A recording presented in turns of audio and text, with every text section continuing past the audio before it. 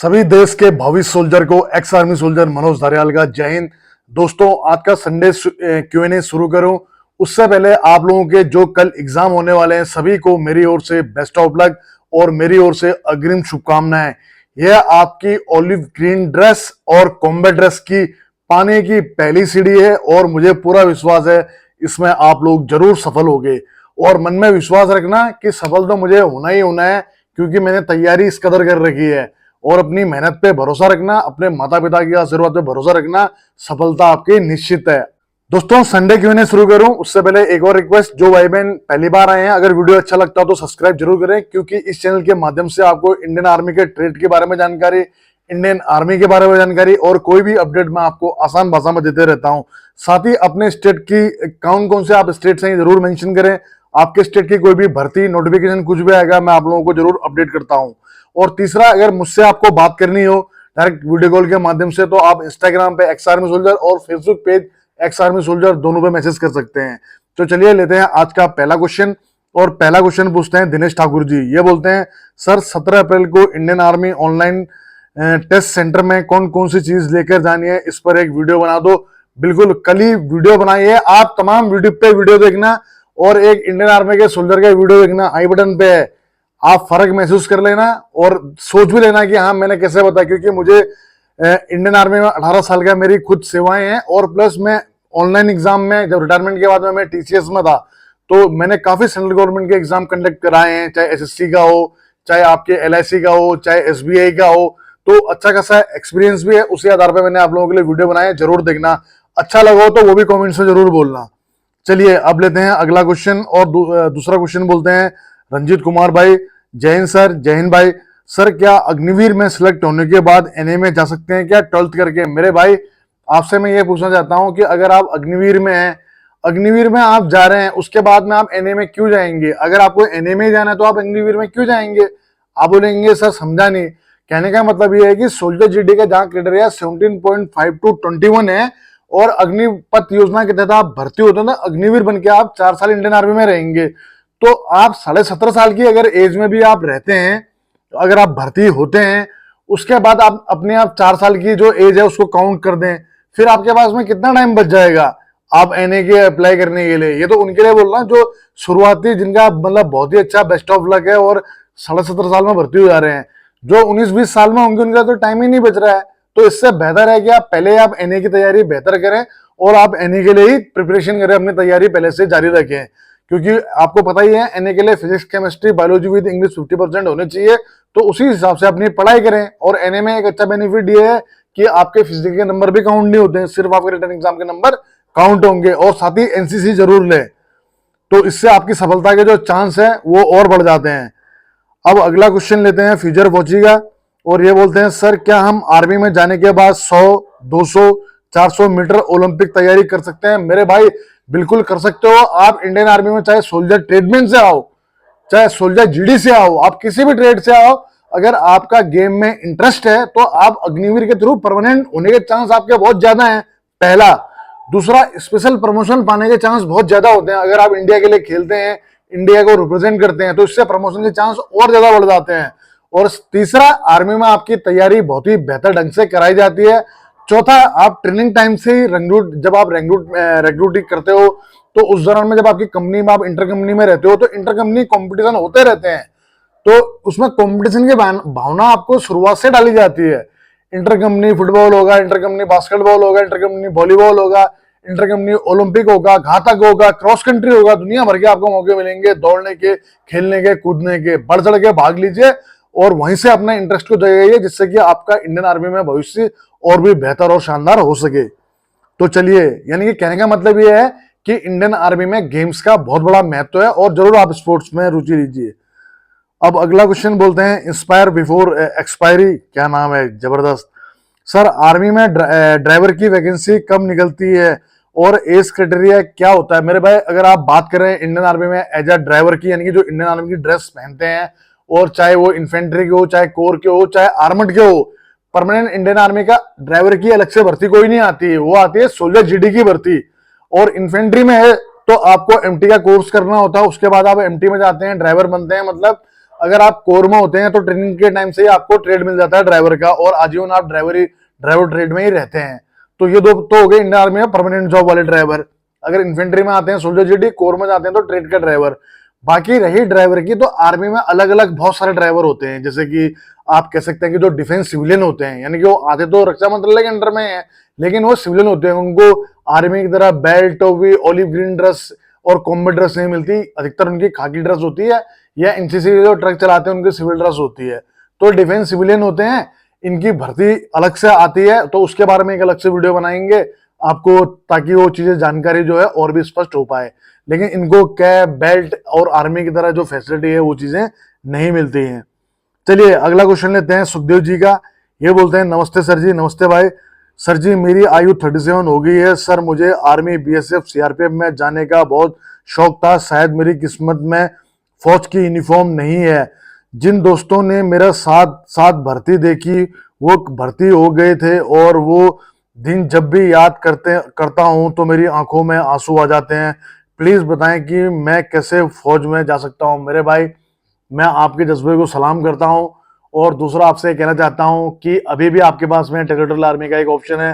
हालांकि territorial army की भर्ती आए हुए जमाना हो गया है, पता नहीं हमारी सरकार क्या चाह रही है, कहीं इसमें भी कोई एक्सपेरिमेंट करना तो नहीं चाह रही। अब तो डाउट हो रहा है, क्योंकि हमें पूर्ण विश्वास था, हमारी कई जगह बात भी हुई थी कि अप्रैल सेकेंड वीक में टेरिटोरियल आर्मी की भर्ती आ जाएगी। अप्रैल सेकेंड वीक खत्म हो चुका है, कोई भर्ती ना आई है, ना कोई सूचना है, ना कोई हलचल मच रही है। तो मैं आपके दर्द को महसूस कर सकता हूं। फिर भी आपसे ये कहना चाहूंगा कि आप अभी भी अपना जो रनिंग है या जो अपनी तैयारियां हैं ना छोड़ें। आप अपना कार्य करते रहें, जॉब करते रहें, जॉब के साथ साथ में प्रैक्टिस भी जरूर करें, क्योंकि टेरिटोरियल आर्मी में 18 से लेकर 42 साल उनकी भर्ती की आयु रहती है, अगर कोई बदलाव ना हुआ तो। अगला क्वेश्चन लेते हैं राकेश भगत का। ये बोलते हैं, सर एमईएस की जॉब के बारे में बताएं। बिल्कुल, ये आर्मी, जहां भी आर्मी के एकोमोडेशन होता है, आर्मी कैंट होता है, तो वहां एमईएस जरूर होती है। और वो आर्मी को फर्नीचर यानी कि मेंटेनेंस संबंधी कार्य, फर्नीचर, प्लम्बर और आपका इलेक्ट्रिसिटी, वाटर सप्लाई, ये सब काम हमारी एमईएस करती है। और उसकी भर्ती का प्रोसीजर भी मैं आपको बताऊंगा, वो अलग से वीडियो बनाऊंगा, क्योंकि अगर क्यूएनए में लूंगा तो पूरा वीडियो उसी बेस पे हो जाएगा। ये भी रक्षा मंत्रालय के अंडर में आते हैं, डिफेंस सिविलियन है ये भी, और एमईएस हमेशा हर आर्मी कैंट में होती है। चलिए अब लेते हैं अगला क्वेश्चन, और ये बोलते हैं मुकेश पांडे जी। ये बोलते हैं, sir please reply me, arts वाले सोल्जर क्लर्क और सोल्जर एसकेटी में जा सकते हैं? बिल्कुल भाई, जा सकते हैं, लेकिन अगर आपकी आर्ट है तो आपको 60% चाहिए, लेकिन आपके मैथ और इंग्लिश होना अनिवार्य है। मैथ इंग्लिश विद 60%, और किसी भी सब्जेक्ट में आपके 50 नंबर से कम नहीं होने चाहिए। अगर आप कॉमर्स के स्टूडेंट हैं तो भी आप क्लर्क और एसकेटी में जा सकते हैं, उसके लिए भी आपके 60%, लेकिन आपकी अकाउंट और इंग्लिश होनी चाहिए ओवरऑल 60%, और किसी भी सब्जेक्ट में आपके 50 नंबर से कम नंबर नहीं होने चाहिए। अगर आप साइंस के स्टूडेंट हैं तो आपकी physics, chemistry, math with English और आपके ओवरऑल 60%, और किसी भी सब्जेक्ट में आपके 50 नंबर से कम नंबर नहीं होने चाहिए। तो तीनों, आर्ट्स हो, कॉमर्स हो, चाहे साइंस वाला हो, तीनों जा सकते हैं। चलिए अब लेते हैं अगला क्वेश्चन, और ये बोलते हैं ए यादव। ये बोलते हैं, सर पोर्टर की भर्ती के बारे में बताएं। बिल्कुल ब्रो, हिमाचल में पोर्टर की भर्ती चल रही है, लेकिन आपको बताना चाहूंगा कि यह जो भर्ती है, एक प्रकार से इसको आप संविदा कर्मी भर्ती बोल सकते हैं। फुल डिटेल वीडियो बनाई है, आपको आई बटन पे देखें मिल जाएगी, नहीं तो लिंक इसका भर्ती का जो मैंने वीडियो बनाया लिंक डिस्क्रिप्शन में दे दूंगा। अगर मेरे इसी चैनल को अगर आप क्लिक करेंगे तो लास्ट 3-4 वीडियो नीचे ही वीडियो बनाई है, बहुत ही अच्छी जानकारी दे रखी है। पूरा भर्ती प्रोसेस, ऑनलाइन कैसे अप्लाई कर सकते हैं, क्या क्या उसको आपको फिलअप करना है, कौन कौन से आप पोर्टर, जीसीबी ड्राइवर, किस किस ट्रेड के लिए आप अप्लाई करना चाहते हैं, वो आप भर सकते हैं और जा सकते हैं।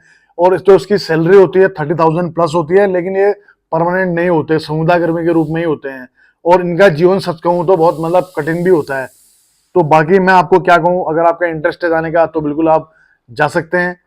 और लेकिन कई लोग बोलते हैं कि आर्मी की तरह इसमें ड्रेस, भाई बेल्ट टोपी नहीं मिलता, फौजी तभी फौजी कहलाता है जब वो बेल्ट टोपी पहनता है। ऐसे कोई भी आपने देखा होगा आजकल बाजारों में भी सब ये सब सिविल परचेसिंग है, बाजार से ये, बाजार से ये, बाजार से ये, हालांकि मिलना नहीं चाहिए क्योंकि इसको कमाना पड़ता है। आजकल बाजार में ऑनलाइन सब यूट्यूब चैनल वाले सिविलियन बच्चे फौज का ज्ञान चला रहे हैं, फौज की वीडियो चला रहे हैं, न कभी पैरा एसएफ देखी न कभी रहे, वो फौज के बारे में बता रहे हैं, वो ड्रेस वो भी पहन लेते हैं। तो आजकल परचेसिंग सब दिखावा बहुत ज्यादा हो गया है। हालांकि पहले, अब जो इस पे कुछ काम चल रहा है, शायद आने वाले कुछ टाइम पे जो अब आर्मी की नई यूनिफॉर्म आई है उनके आने के बाद में सिविल में इन सब चीजों की बंदी हो जाएगी, ये नहीं मिलेगा। और हम खुद चाहते हैं मिलना भी नहीं चाहिए ये, क्योंकि लोग इसको जो ड्रेस है कहीं से भी खरीद के इसका मिसयूज भी कर सकते हैं। चलिए अब लेते हैं अगला क्वेश्चन। तो हाँ, मैं कह रहा था कि ये तो मिल जाती है लेकिन बेल्ट टोपी नहीं मिलेगी, नहीं पहन सकते हो आप। अब अगला क्वेश्चन बोलते हैं तेरा यार फौजी, ये बोलते हैं हेलो भाई जी, मैंने एलएमवी लगाया है तो मुझे क्या फायदा मिलेगा एग्जाम में फाइनल मेरिट में प्लीज। एलएमवी, मेरे ख्याल से अगर आप लाइट मोटर व्हीकल की बात करें तो या तो आपका ड्राइविंग लाइसेंस हो गया, इसका कोई फायदा नहीं मिलता ब्रो, तो इससे कोई भी बेनिफिट आपको नहीं मिलने वाला है। बाकी अगर इसका कुछ और मीनिंग होता है तो आप फुल फॉर्म लिखना, हो सकता है कि आपका कोई और संदर्भ हो। जहां तक देखने से मुझे चल रहा है तो लाइट मोटर व्हीकल का ही लग रहा है मुझे। चलिए अब अगला क्वेश्चन लेते हैं अनोवर एली मंडल का, ये बोलते हैं हेलो सर जी, हेलो ब्रो, मैंने 10th पास हूं लेकिन एक सब्जेक्ट में 30 हैं, टीए ट्रेड्समैन में अप्लाई कर सकते हैं क्या सर, प्लीज बताएं। मेरे भाई यार आजकल शिक्षा का कौन सा स्तर हो गया मुझे समझ में नहीं आता। हमारे टाइम पे तो यही होता था कि यार भाई 10th में अगर पास होना है, 11th में जाना है तो मिनिमम 33 नंबर आपके होने चाहिए 100 में से। अगर आपके 30 भी आए हैं तो 3 नंबर का ग्रेस मिलता था, तो वो चीज तो पासिंग समझ में आता है। 30 नंबर में आप कैसे पास हो सकते हैं, मुझे ये समझ में नहीं आता ब्रो। अगर ट्रेडमैन का क्राइटेरिया भी यही है कि आपके ओवरऑल सिर्फ 33% होने चाहिए और आप पास होने चाहिए। अगर आप पास हैं, आपके ओवरऑल किसी सब्जेक्ट इंडिविजुअल की बात नहीं है, ओवरऑल आपके 33% से अबव नंबर है तो आप बिल्कुल ट्रेडमैन 10th पास 8th पास में आप अप्लाई कर सकते हैं। अब अगला क्वेश्चन लेते हैं संजीव छेत्री का, ये बोलते हैं सर नेक्स्ट ईयर से कांग्रेस आने से अग्निवीर हटेगा कि नहीं हटेगा, प्लीज सर रिप्लाई करना। मेरे भाई हालांकि ये राजनीति क्वेश्चन हो चुका है लेकिन राजनीति में अपना इंटरेस्ट बिल्कुल खत्म हो चुका है, क्योंकि भरोसा मैं किसी भी पार्टी पे नहीं करता, ना कांग्रेस ना बीजेपी, ठीक है। हाँ लेकिन आपकी बात है कि अगली सरकार क्या इसको निरस्त कर सकती है, अगर सरकार चेंज होती है तो बिल्कुल मैं कह सकता हूं कि इसमें कोई दो राय नहीं है। अगर वो चाहे तो निरस्त कर सकती है, अगर मोदी जी भी चाहे तो भी निरस्त कर सकते हैं। लेकिन हम लोगों का हमने बहुत लड़ाई लड़ी इसके लिए, सोशल मीडिया पे लोगों ने आंदोलन भी किया, लेकिन पूरे ढंग से आ नहीं पाई ये लड़ाई, जिस वजह से हमारे जो नेता हैं उनके कानों में जोएं भी नहीं रहेंगी और जहां से भी चुनाव लड़े वो जीते। तो अब इस बारे में मैं क्या कहूं, मैं भी मौन हो जाता हूं, बाकी आप लोग खुद समझदार हैं। अब अगला क्वेश्चन है सर गोलू कुमार गुप्ता आर्मी का, ये बोलते हैं सर जी क्या हम 8 पार्ट ट्रीटमेंट से पैराट्रूपर बन सकते हैं। बिल्कुल भाई, पैरा में भी आपको पता ही होगा कि वहां पे भी जो पैरा भी एक इंडियन आर्मी की यूनिट है, स्पेशल फोर्स यूनिट है, उसमें भी अधिकारी होते हैं, जवान होते हैं, जेसीएस होते हैं, तो सबको इक्विपमेंट रिपेयर भी चाहिए, सबको अपनी आर्मी कैंट में जो अपना उनका यूनिट एकोमोडेशन है उसमें साफ सफाई भी चाहिए, खाने के लिए शेफ भी चाहिए, हेयर कटिंग के लिए हेयर ड्रेसर भी चाहिए, तो ये ट्रीटमेंट में ही आते हैं। चाहे शेफ हो, चाहे आपके बार्बर हो, चाहे आपके मसालची हो, चाहे आपके सफाई कर्मचारी हो, ये 8 पास ट्रीटमेंट में आते हैं और ये भी पैरा में होते हैं। तो पैराट्रूपर में बिल्कुल ट्रीटमेंट 8 पास हो जाता है, इसमें कोई भी डाउट नहीं है। तो फ्रेंड्स ये था आज का संडे Q&A, और आपका कोई क्वेश्चन हो तो इसी वीडियो के अंत में आप कमेंट्स लिख सकते हैं, और आपके इसी वीडियो के जो आप कमेंट्स करेंगे उसको मैं नेक्स्ट संडे Q&A में लूंगा। तो जो भाई बहन पहली बार जुड़े हैं, अगर उनको अपने फौजी भैया का वीडियो अच्छा लगता हो तो सब्सक्राइब जरूर करें, जो पुराने हैं वो लाइक करना ना भूलें और अपना प्यारा सा एक कमेंट्स भी जरूर दें। जय हिंद, जय भारत, वंदे मातरम, भारत माता की जय।